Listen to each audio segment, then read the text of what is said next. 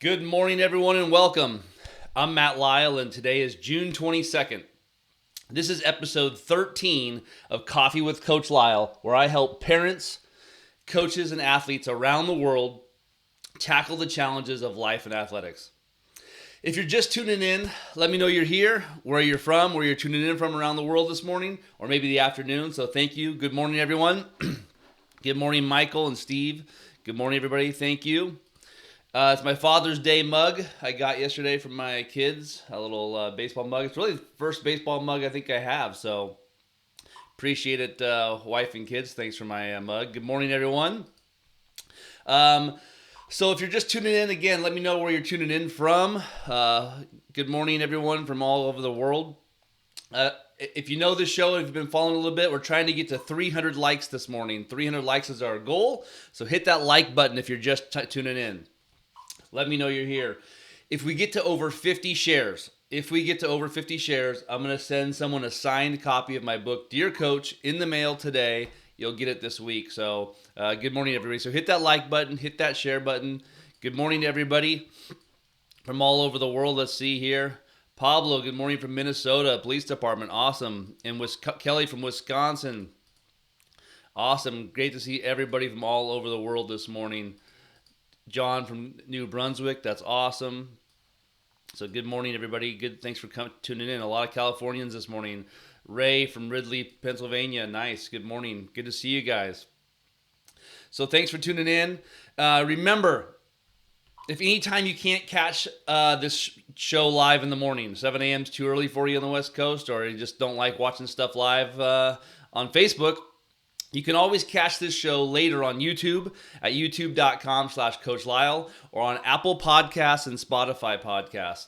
I appreciate everyone who's been tuning into the podcast and been downloading it. It's been awesome to see. So good morning, everybody. We've got people from all over the place this morning, from South Dakota, Indiana, Georgia, El Paso, Cape Coral, Florida. Nice. Good to see you guys. Good morning, everyone. Ernesto, thanks. Happy Father's Day. Happy Father's Day to you too. John, good morning from Northern Virginia. Again, this has been a really fun show to do this last few weeks, and it's fun to see everyone tuning in from all over the world. So, thank you for that. So, as you're getting settled in, today's starting lineup.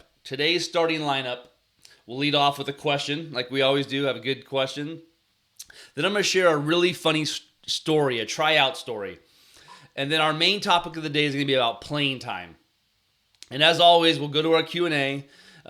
So get your questions ready for that. And our final segment of the show, where I'll share some advice from my experience as a coach and a parent to get you going on your day, hopefully help you do some things. So hopefully we'll have a great day this morning. Again, if you're just tuning in, hit that like button. I'm seeing 45 likes on my scoreboard. We're trying to get to 300 this morning. We're trying to get to 50 shares. Michael, good morning from Santa Clara. We got Mary tuning in from Ontario. Kristen from Indiana. Awesome. Thank you, everybody, for tuning in from all over the place. Michael asked, what shirt is this? Harimari is a company that does all kinds of stuff, and they have some really cool Nakona flip-flops that I'm actually wearing right now. Nakona glove leather flip-flops, and they're my favorite flip-flops, so I've been wearing those, and Harimari hooked me up with some, so I'm giving them a little love today on the show. So thanks, everybody, for tuning in. Hit that like button. Good morning, Kenny from Tennessee. Appreciate it. Hopefully you're sharing a cup of coffee or tea with me. I know some of you are already on your Diet Cokes this morning and stuff like that. So the question of the morning, okay? The question of the day. The question of the day for everybody this morning is, what is your favorite and least favorite workout activity? So, as we've all gotten older, we're not really playing organized sports very much. Slow pitch softball doesn't count.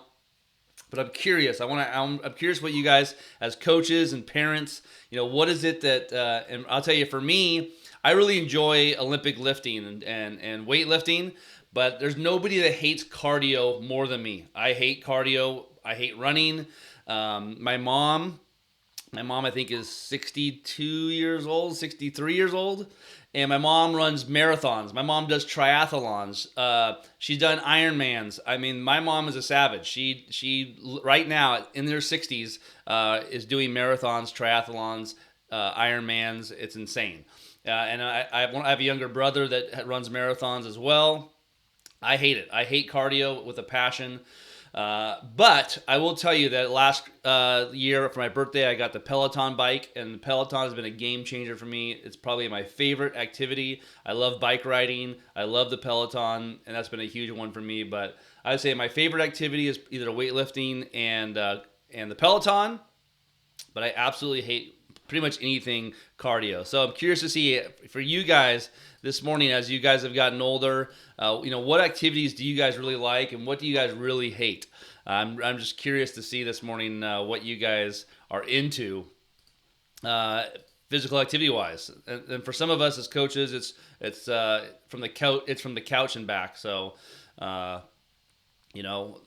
let's see, what are you guys up to? Kelly says that she does spin class and yoga based activities. She loves running. Yeah, I wish I could love running. I can't do it. I just can't. I'm trying to get behind it. I just can't get behind it. Kimberly says hiking, and that's cool. Something that I don't know. I've just never really liked it very much, but I know a lot of family members. My parents live in South Lake Tahoe, which is an incredible place for hiking, and we just visited them last week. So if you're wondering where I was this week, visiting my parents in South Lake Tahoe and enjoying a little bit of beach, a little bit of hiking, a little bike rides. It was really fun. But I'm curious this morning, as you guys are tuning in, let me know where you're from. Hit that like button. We're at 65 likes this morning. And let me know, what is your favorite and least favorite activity or workout activity? Oh, Kelly, I apologize. She says she hates running. George, good morning from Rio, Wisconsin. Nice. Love to see that. Adrian says, I love playing basketball, but I hate running for no reason. To me, running for me is one of those things. Running for no reason, but I have a lot of friends and family members who love running, and they say, how much they really enjoy it and stuff like that. I can't get behind loving running, and I just don't understand that. So that was our question of the morning a little bit. Just curious to see what you guys are doing. It seems like everybody hates running, but I know there's a lot of people out there that love it. So, I'm curious to see who are the ones. Lee says he likes walking, tennis, bicycling. That's it. No running unless it is for a sport. So nobody this morning tuning in is a runner. So I'm guessing my mom's not tuning in this morning, but there are a lot of people that love running. I'm curious to see. I don't know any kids who really love running. My kids do. My 16-year-old son does cross country and track. So maybe just it skipped a generation from my parents down to my kids, because I just can't get behind it. So let's get into our Dear Coach segment this morning. If you're just tuning in and you don't know what the Dear Coach book is, this is a book I wrote last summer. 100% of the proceeds go to the base, thebase.org, if you want to check them out. And it is a book of real emails from parents behaving badly on the field, at home, and behind their computer screens. It's all kinds of stuff, just crazy stories, crazy parent stories. So if we get to 50 shares this morning, 50 shares, hit that share button. I'm going to send a signed copy of Dear Coach to a lucky winner. And for today's Dear Coach segment, it's kind of a crazy story. I think you guys are really going to enjoy it. If you would like to check out the book Dear Coach, you can check it out on Amazon. Just search Amazon Dear Coach. There's so many of you that have bought the book in the last few weeks, and it's been climbing up the charts, so I appreciate that. I know the base org appreciates that as well, so thank you for that. And so let's get into today's Dear Coach story, okay? Let's see what we've got here.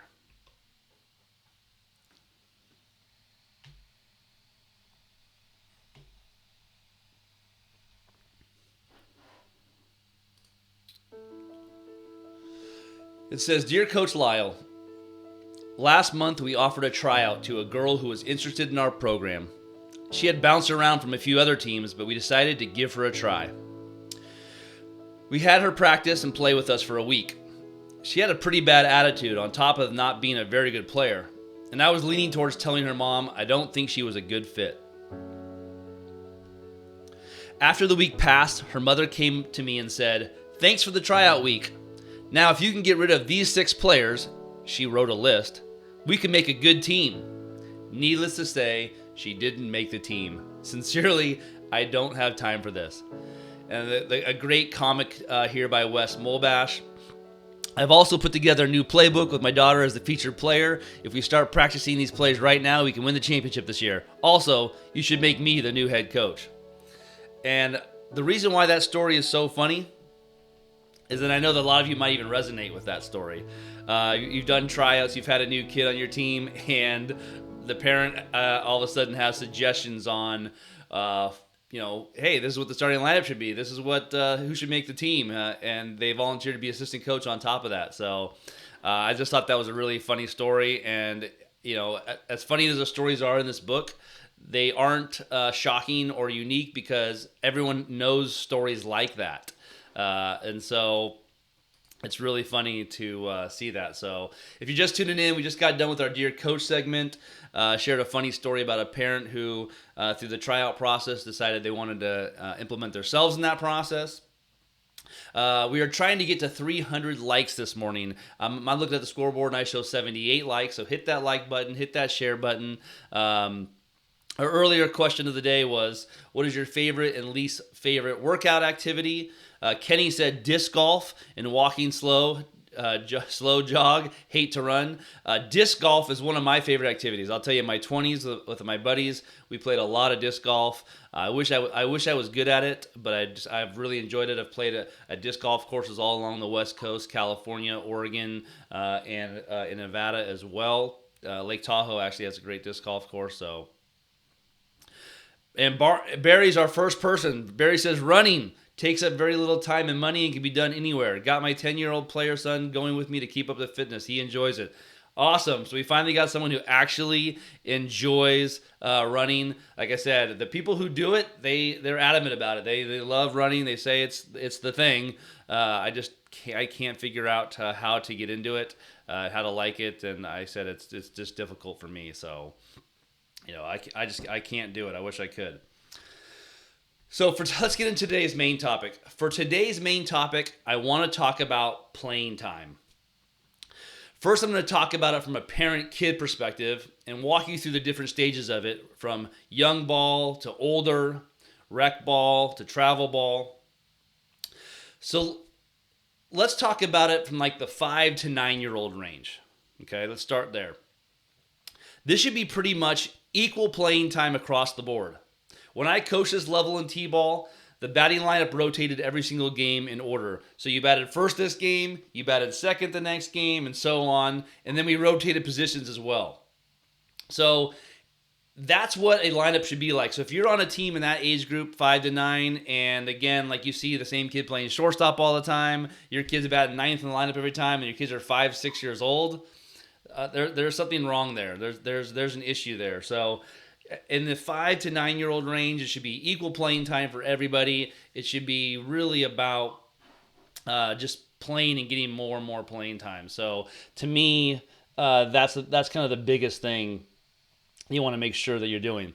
And if you're a parent of this age group and you notice a huge difference in playing time, it's definitely worth the conversation. And when I say worth the conversation, I think you can come to the coach with a philosophy of why it's important, and you can even send them resources like my articles or videos or ones from Positive Coaching, etc. Sometimes the coach truly doesn't have a system in place at that age group, and they just wing it, and some kids end up getting more playing time and more positions, and other kids get more bench time, and it's very unintentional. Okay? But the whole point of that age group is to teach the game, the rules, introducing competition, and get them to fall in love with the game. Standing around or sitting on the bench too much at this age wouldn't make me want to fall in love with the game. I can remember my son's basketball team in first grade, and the coach's kids were playing. They were talking about first grade kids.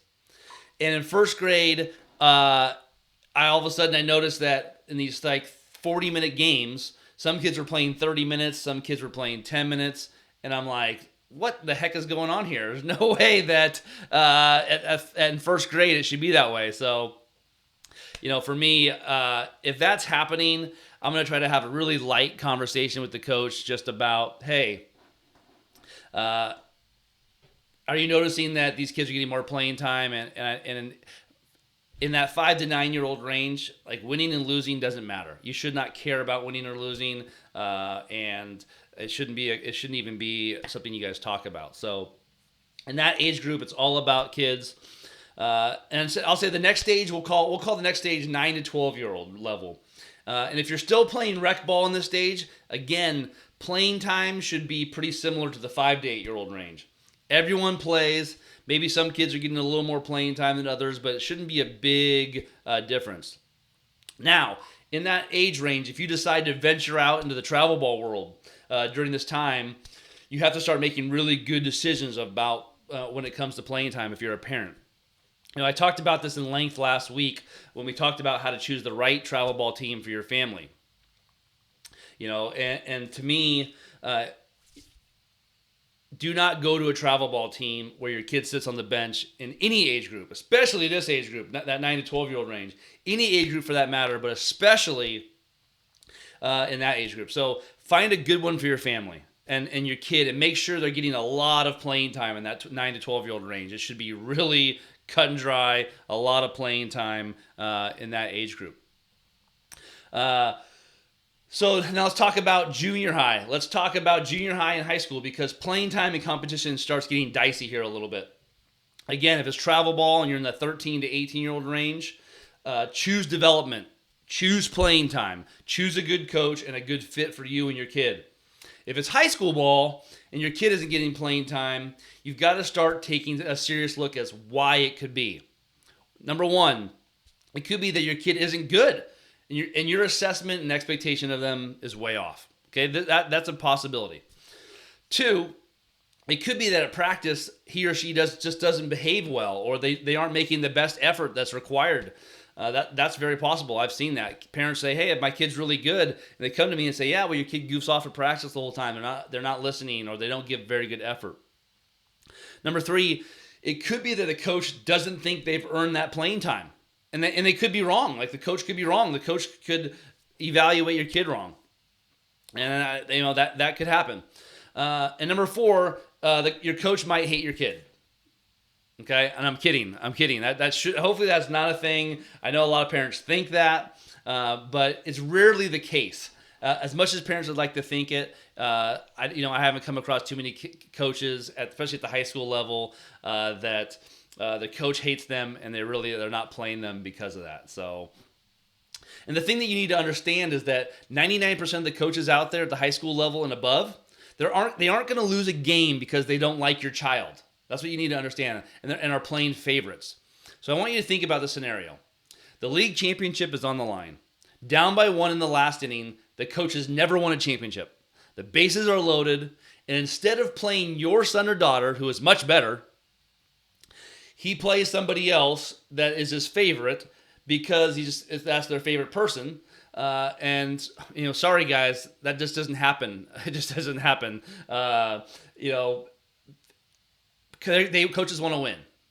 Okay, so they're not going to play their favorite and lose the game for that to happen. So as much as you'd like to think that that's happening, it's really not. The favorites thing, it's more rare than you think at the higher levels, especially high school and college. So let's talk about this level a little bit more. Whether it's travel ball or high school ball, let's just say you or your kid isn't getting playing time and you're not sure why. Here's what you need to do. So number one, you have to sit and talk to the coach. The kid, not the parent. Let me say that again. The kid, not the parent. You have to sit and talk to the coach. Two, you have to ask, Coach, why am I not getting playing time? And explain to your coach, why you think you should get playing time. So two things are going to happen when your kid does that. Number one, the coach is going to tell them, hey, the kid gets it and goes back to work on that thing. Or B, the coach does a terrible job of communicating this, which I've seen very often. It can be, and they do a terrible job of communicating what the athlete needs to do, and the kid doesn't. Kid kind of walks away confused. In that scenario, the kid has to ask the coach to be specific. What do I need to do specifically to get on the field or the court? And if playing time is important to them, they'll make sure they're clear on it. Make sure your coach is clear on it. Now, parents and athletes, if you're listening, you need to keep your coach accountable to what they said. So write it down. Make sure you confirm with them, hey, coach, I heard you say that if I do X, Y, Z, I'll have a better chance of getting on the field or getting in the game more. And make sure the coach confirms that.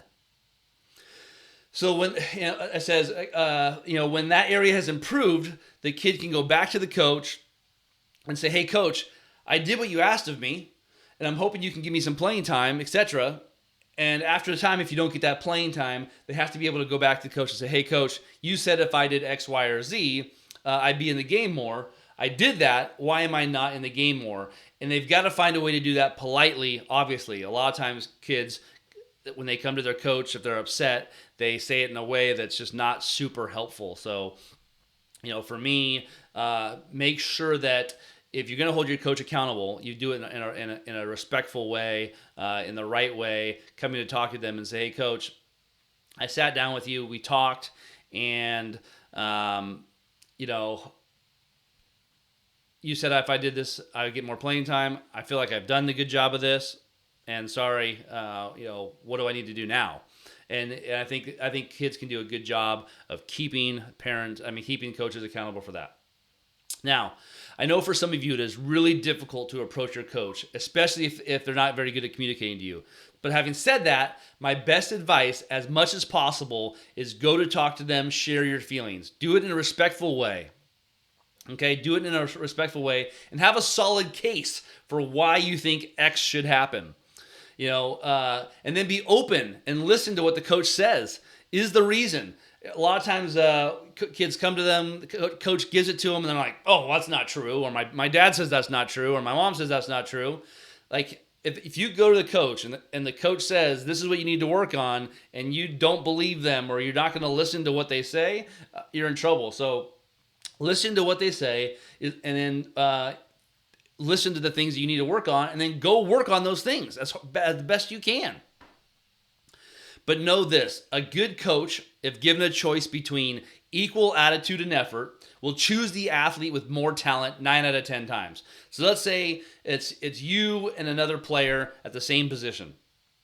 And you feel like, you know what, I've been given 100% effort, have a 100% good attitude, and the person you're sharing a position is doing the same, and they're slightly more talented than you, the coach is going to choose that person if you guys have equal attitude, equal effort. They're going to choose the player who's a little bit better, and it might be just a little bit. So now, having said that, they're going to get more opportunities, but you're going to get some opportunities too, and you have to take advantage of the opportunities given to you. You have to take advantage of the opportunities given to you. Okay, lastly, advice for you athletes that are listening. You need to leave without a reasonable doubt why you should be on the field. You need to outwork every other player on the team. You need to play so well in practice that the coach can't sit you. I tell the players all the time, I don't make the starting lineup, you do, by your effort, your attitude, your skills, the work that you put in. Because if you outwork everybody and you're better than everybody, you're going to get into the lineup. So just know that you've got to work out everybody. Make it so hard for the coach to bench you that they can't. Work your butt off while you wait for your opportunity. Work while you wait. In the meantime, be the best teammate and best leader that you can be. Find joy in other roles outside of playing time. Know that the most important parts of the team experience isn't your playing time.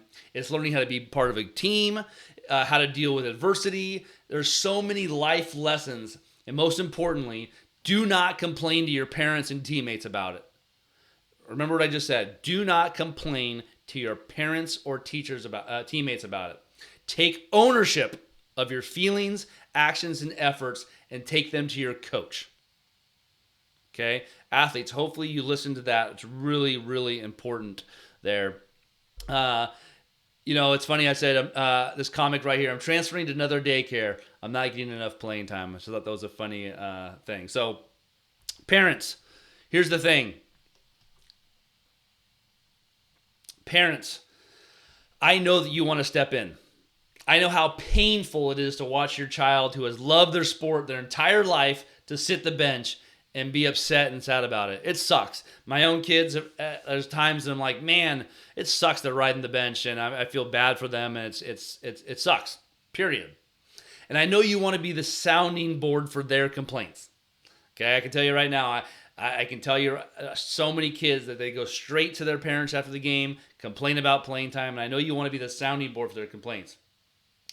But please, especially if they're older kids, we're talking about high school kids right now, travel ball kids, older kids, encourage them to go talk to the coaches instead of holding on to it or complaining to others about it, other parents. Please do not take your frustrations to the other parents, the coaches, the administration, unless there's abuse involved, obviously, okay? If you are the one driving the playing time conversation with your children, please be mindful of how you talk about their coach to them and to others, okay? I can tell you how so many times I've overheard parents badmouth the coach, and it leaks to the kids. The kids listen to that your kids absorb what you're talking about. They spread it to the other team, and it could be just that you're unhappy with the coach.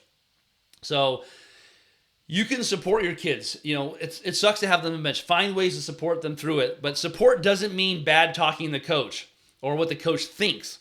Sometimes support is saying, hey, coach is right on this one. You need to do X, Y, and Z better. I can tell you right now, as a kid or a high schooler, if I went to my dad and said the coach is mean, the coach is not playing me, or this and that, my dad would have the coach's back first. Say, you know what? What did the coach say? Okay, well, have you been doing that? He says your free throws you're not shooting your free throws very well. Have you been practicing the free throws out in the driveway? For me and parents, make it your initial response to say, hey, is what the coach is saying about you true? All right, then let's go do those things. Let's get to work on those things. I asked all the parents last week if they'd rather have their son or daughter be an All-American on a terrible team or a bench player on a national team. And this was a good conversation. And I've sat down with a lot of high school recruits in my day that have told me they're okay with riding the bench if it means they're playing at a high level. I know some kids that say, you know what? I'd like to play in the SEC or Pac-12, and I'm okay with riding the bench because at least I got to that level. And other kids who they're okay with riding the bench. But I've had other kids who say, you know what? I want to play. Playing is important to me. Maybe I'm not a Division I player, but I get to play at the Division II level or at another level or a lower level Division I. And playing time is really important to me. I just love to play. I don't care what level it is. I love those kids. I love the kids that want to do that because I know that they love the game a lot. And you've got to understand, riding. There's a lot of riding the bench at the high level, the college level. Okay, there's a small percentage of athletes that never see the field at the college level, and it's not that common. But there are kids who can go a couple years without seeing the field, the court at all, and at the high levels especially. Okay, and so if you need to motivate a kid that's in that boat, let's say you've got a kid who they've been a team player, they're working hard, they're not getting the playing time. If you want to motivate them a little bit, I highly recommend you rent the movie Rudy. The movie Rudy, if you haven't seen that, hopefully I think it was made in the early 90s. A great movie. It might cheer them up. So if you've got a kid in that boat, rent, download, live stream, however you do it, the movie Rudy, and I think they'll really like it. So parents, remember that all coaches are different, and some, like you and me, they're not perfect. There are coaches who are so much more. You're gonna play for coaches who they focus solely on winning. Okay, they care more about winning than they care about player development. You're gonna have coaches like this in your life at some level. Maybe you'll be lucky that you didn't get that, but you're going to play for coaches that all they care about is winning and losing, and player development is not important to them. And they're only going to play their best players. Some coaches may favor their own son or daughter over a clearly better player, and you're going to see this a lot in that 9 to 14-year-old range. You're going to see that no matter what. If it's a dad coach, mom coach, sometimes there's kids get way more playing time. You're going to experience that. The truth is that, and I tell this to our kids all the time, the truth is there are some things in life we can't change or control. Okay, I can tell you right now in our country and the world right now, when it comes to race, when it comes to this COVID thing, there are things in life that we can't change or control and about people's minds and their lives. So control the controllables. Tell our kids this all the time. Control the controllables. I teach our athletes this all the time. What can you control and focus on that? And when you can do that, it'll make your experience, parents, so much better. Okay? Now, parents, if you've done all this really well, you're like, you know what, Coach Lisle, I've done all these things. I feel like we've done a really good job in every one of these areas. We've talked to the coach really well, understanding it. All he cared about when you're losing. You've gone through the whole stages, and your kid still isn't getting playing time. And it's not high school ball, okay? In high school, do not transfer schools for playing time, okay? The high school experience of friends and life, you should never transfer for playing time in high school. But with travel ball, you can move over to another team. Okay, that's one of the joys of travel ball. You can go to another team, and I know there's a huge issue in travel ball right now with players jumping teams. I get that, and those are valid. But anytime players jump teams in travel ball, to me, my first question is, why are they jumping? And my first thing is that it's the coach. That's my first thought. What is the coach doing that a player would want to leave to another program? And to me, that's the first thing. Now, a lot of times it's not the coach. It's the parents. They're not happy with this and that. And it is. But my first thing is, hey, coach, why would your player want to leave? And to me, that's the first question I would go to. But here's the thing, parents. You've got to do a good job of this. You can move to another travel ball team. That's great. But you've got to, I'll tell you what, don't wait for another 2 years of riding the bench. Like if you you know what, this isn't a good fit. I've done all these things, coach, everything coach has told me, and you know what, it's just not a good fit. You got to move. Go now. Go to another team. Okay, but just make sure that you take ownership that maybe you chose the wrong travel ball team or the level, and it's not the fault of the coach. Parents, let me say that one more time.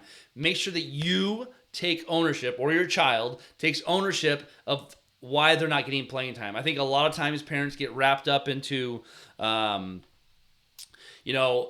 my son's going to move up to the next level and they're going to play at this level. And, I see it a lot of times with freshmen to play varsity. I had a player, my last year of coaching high school baseball, as a freshman, was a stud and was a first-round draft pick out of college.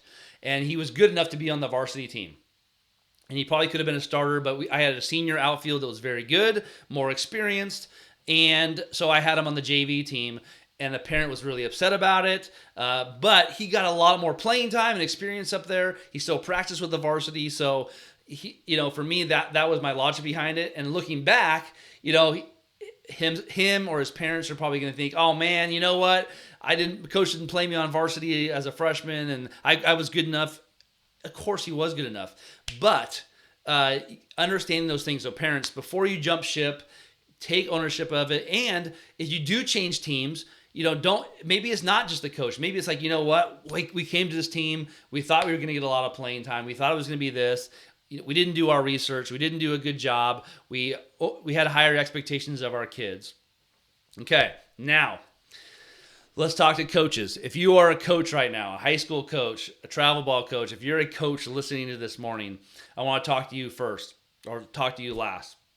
If you coach young kids, that, like I said, 5 to 12-year-old range, especially in that 5 to 9 range, give everyone equal playing time. Give everyone equal playing time. Your job is to get them to fall in love with the game.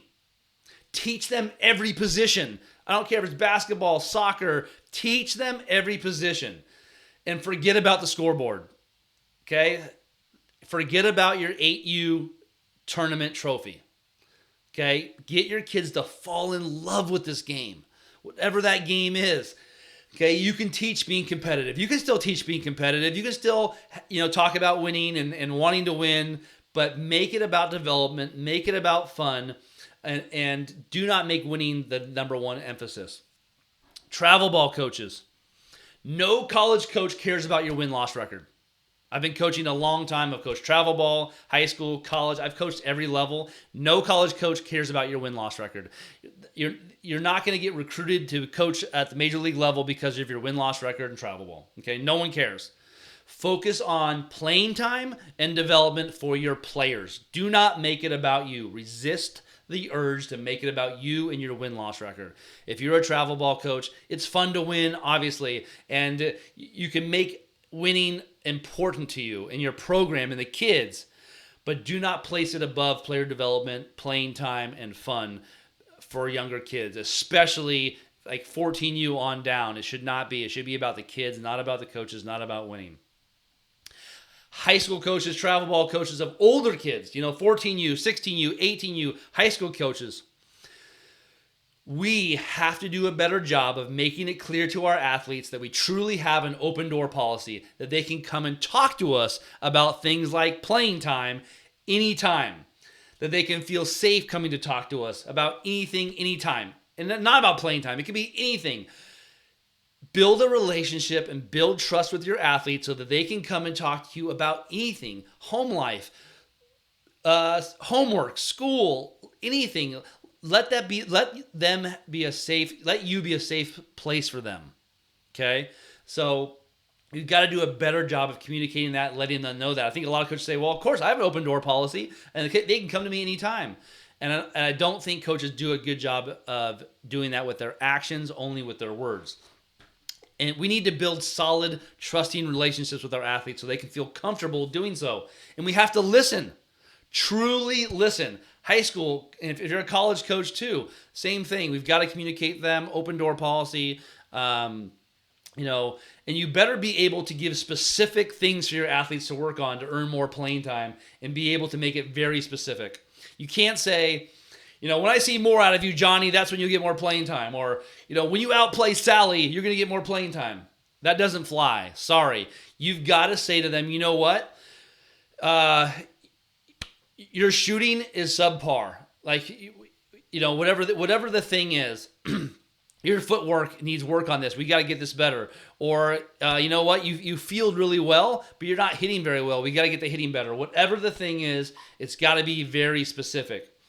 And coaches, make it a huge priority. Make it a huge priority for you and your coaching staff to overly communicate expectations and evaluations as much and as clear as possible.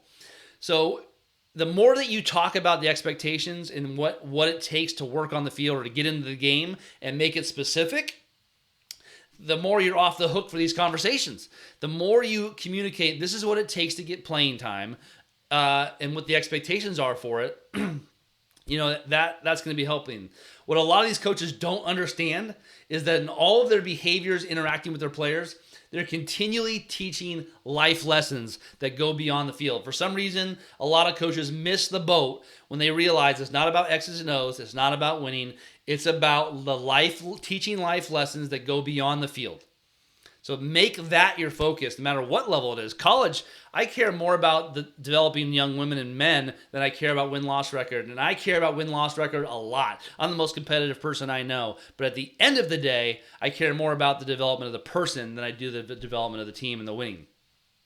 So the better coaches are especially aware of the lessons they teach, while their less skilled counterparts only focus on winning and losing. The best coaches also celebrate the athletes on the field that don't get as much playing time, and they recognize their contributions.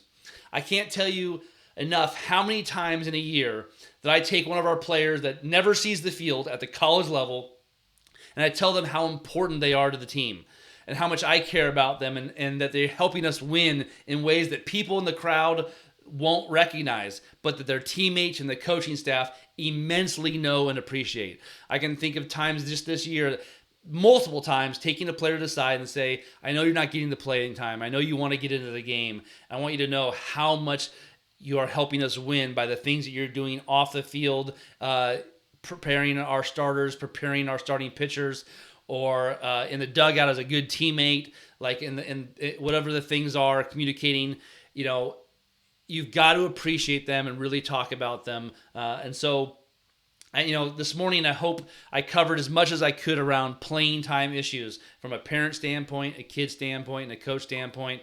And so that the next time that you have a playing time issue, go back to this video, watch these 15 minutes, and hopefully you can get some tips on how to deal with it. And hopefully it helps things a lot. If they do help them, reach out to me. Let me know. Send me a DM or an email and let me know, if you were able to have those conversations, if your kid was able to have those conversations and you were able to do that. So thanks for listening to my long talk on that. I appreciate it. If you're just tuning in, we just got done with our segment about playing time and playing time issues. We covered the entire gamut of how to deal with them as a coach, how to deal with them as a player, and how to deal with them as a parent.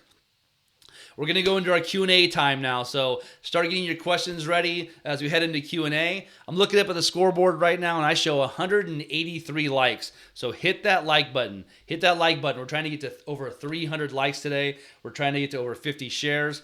If we get over 50 shares this morning, I'm going to send a copy of my book, a signed copy of my book, Dear Coach, to anyone, to a winner of that. So good morning to everybody. I hope everyone's doing great this morning.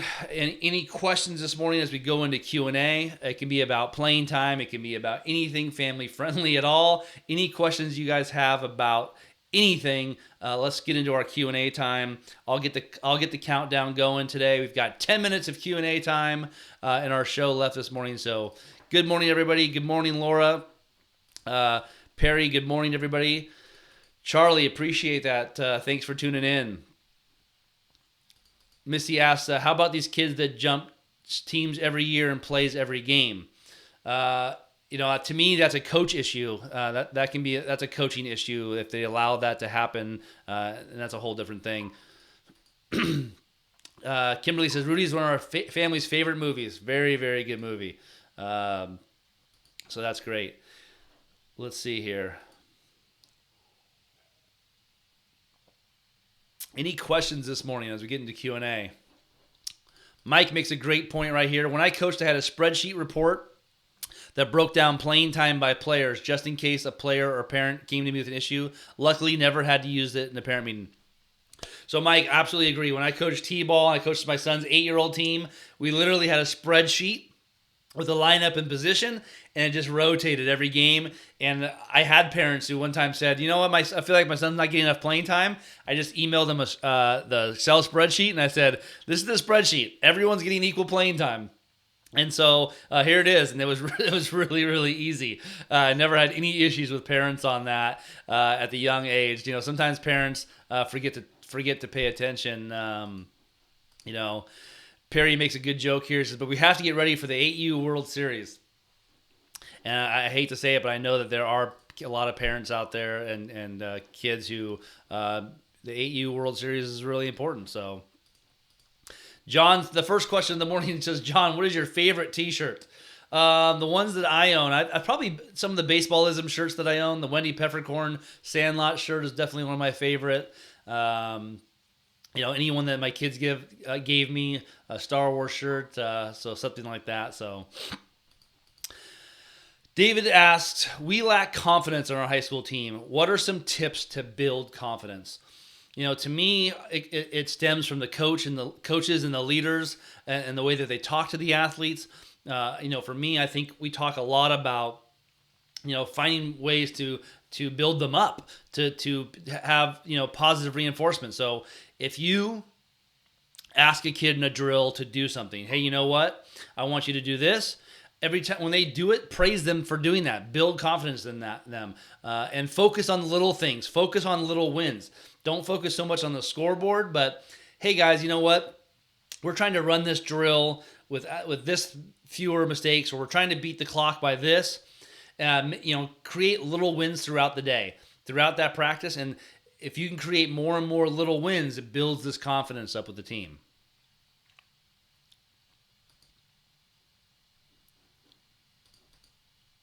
Amanda says, thanks, Coach. Great to hear that for the younger kids, that it should be about the love of the game and player development. And honestly, it should be that way all the way through high school and travel ball. It should be about development. It should be about playing time. If you're just tuning in, we are in our Q&A time, so get your questions in this morning. Love to hear from you guys. Any questions you guys have. We've got 6.5 minutes left on the shot clock for our Q&A. Make sure you hit that like button, that share button. And as always, I post all of these videos on YouTube later. So go to youtube.com/Coach Lisle, hit that subscribe button, hit that reminder button, and you can catch all of this stuff on YouTube later and on podcasts as well. So again, thanks everybody for tuning in this morning. A lot of good comments. Let's see here. What else do we have? From earlier this morning, James said, my least favorite activity is anything in the weight room. My favorite is agility workouts. That's cool. That's really cool. Charlie says, I encountered another team that did not enter 3 players to the roster. As we made sure our ducks were in a row, they put 10 runs on us. Mind you, we scored 48 points in 6 games. The kid catching seemed to act as if he'd never caught this pitcher. I put up the protest money they put out. So, that's I'm sure that's a thing too. Carrie says, thanks, Coach. Loved watching my girl play on a B team this weekend and realizing that the national team was not for her. Just wants to play and have fun. Hit an opposite side grand slam. That's awesome. That's a great realization for you and for your kid. Obviously, again, at that age level and where they're at, playing time and having success, what is the end goal? To play professionally or to learn life lessons and become better people and have fun enjoying the sport that we love? To me, those are the most important things. So, I appreciate people who have the perspective that realize that. So, that's really awesome. I appreciate that very much.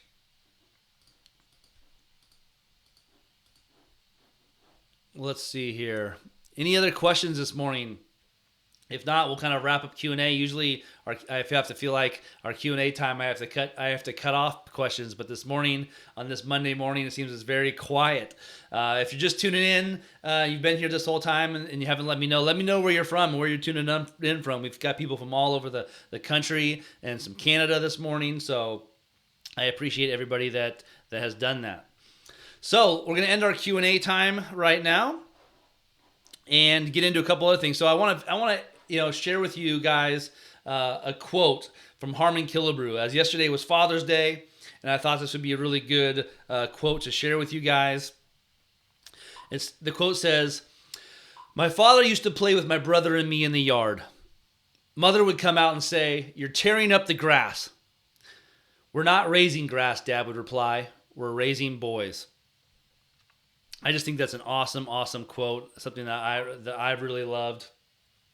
That quote resonates with me so much as a father and as a child as well. So to all the dads out there, I hope you've used this quarantine lockdown time the last few months to really get to spend some quality time with your kids. I know I have. It's been huge for me, especially as a coach who works 80 to 100 hours a week, 7 days a week.